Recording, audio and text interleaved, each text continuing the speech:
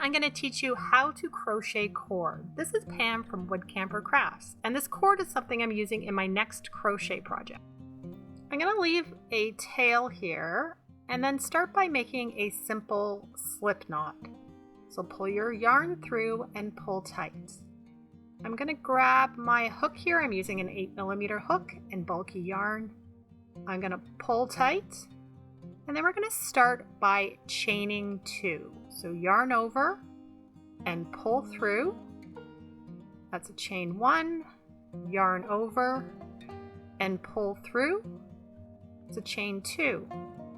Now we're going to do single crochet starting in the second chain from the hook. So insert your hook, yarn over and pull through the loop. You have 2 loops on your hook, yarn over and pull through both loops.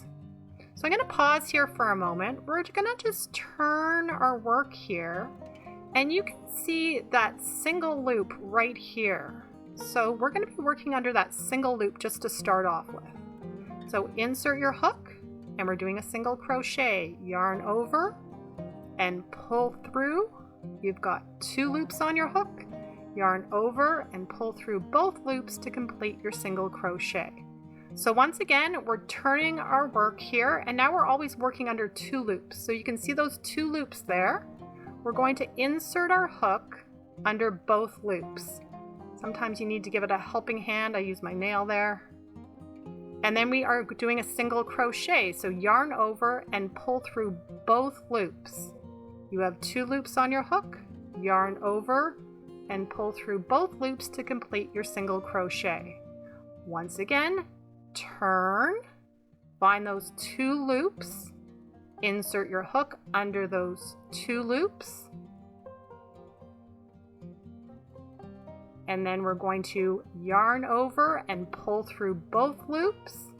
You've got 2 loops on your hook, yarn over and pull through both loops to complete your single crochet.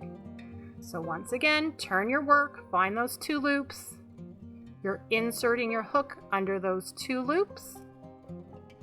It's hard to do on camera here. It's really not that hard to do. And then we're just doing a single crochet. We're going to yarn over and pull through the 2 loops. You have 2 loops remaining on your hook, yarn over and pull through both loops to complete your single crochet. So you just keep doing it. It's that easy.